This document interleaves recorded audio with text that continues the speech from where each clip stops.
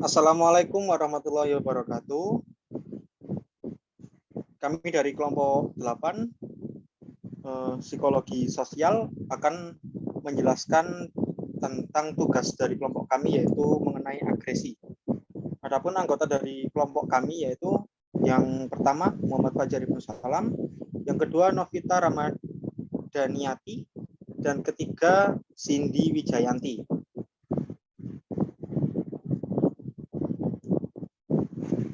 Nah, yang pertama, apa itu agresi?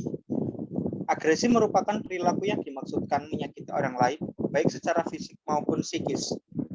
Dalam hal ini, jika menyakiti orang lain karena unsur ketidaksengajaan, maka perilaku tersebut bukan dikategorikan perilaku agresi. Rasa sakit akibat tindakan medis, misalnya, walaupun sengaja dilakukan, bukan termasuk agresi. Sebaliknya, niat menyakiti orang lain tetapi tidak berhasil. Hal ini dapat dikatakan sebagai perilaku agresi. Latar belakang agresi. Agresi hampir tidak mungkin dilakukan hanya dengan melihat dari satu perspektif. Hal ini didasarkan pada kenyataan bahwa hampir tidak pernah dijumpai adanya agresi yang disebabkan oleh satu-satunya faktor. Pada umumnya, suatu agresi dipengaruhi oleh beberapa faktor yang saling berinteraksi.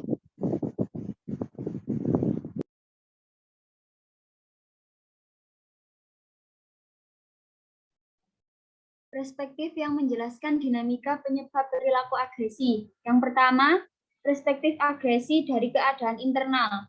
Yang kedua, perspektif belajar sosial. Yang ketiga, perspektif situasional dalam perilaku agresi. Teori dorongan. Motif untuk membahayakan orang lain.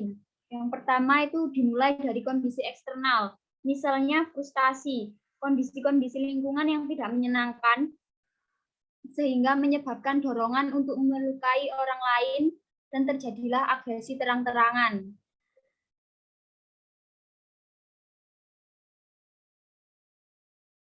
Penyebab agresi manusia ada 4. Yang pertama, sosial.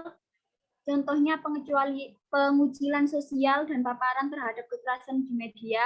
Yang kedua, budaya. Contohnya budaya kehormatan dan peran gender pria. Yang ketiga, pribadi dengan contoh karakteristik tiap individu. Yang kelima, situasional, efek suhu panas dan alkohol.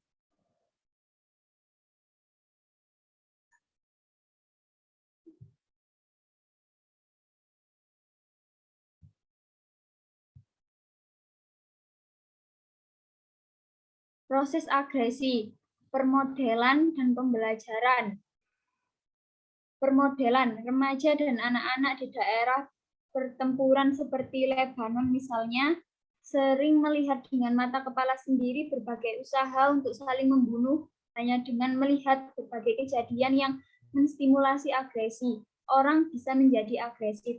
Proses meniru seperti itu biasa disebut sebagai pemodelan atau imitasi.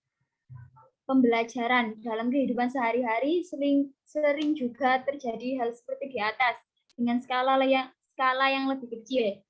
Sering hanya dengan maksud iseng. Orang dewasa memerintahkan anak kecil untuk memukul orang lain.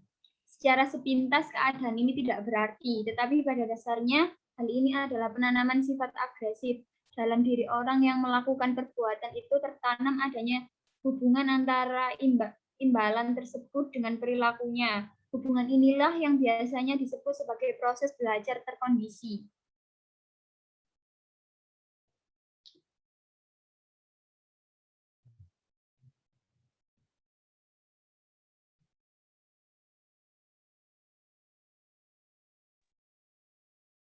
Pencegahan dan pengendalian agresi. Yang pertama ada hukuman, bisa efektif dalam mengurangi agresi, tetapi hanya jika disampaikan dalam kondisi tertentu yang jarang terpenuhi. Yang kedua ada hipotesis katarsis. Tampaknya sebagian besar salah terlibat dalam kegiatan yang menguras tenaga dapat menghasilkan pengurangan rangsangan, tetapi hanya sementara. Yang ketiga, pengendalian diri. Agresi sering dikendalikan oleh proses pengendalian diri internal. Namun, jika sumber daya kognitif yang dibutuhkan oleh proses ini terkuras, agresi lebih mungkin terjadi. Yang keempat, meningkatkan harga diri. Teknik yang bisa meningkatkan harga diri bisa efektif dalam mengurangi agresi pada orang-orang dengan narsisme tinggi dengan cara mencegah ancaman terhadap ego mereka yang dapat memicu agresi.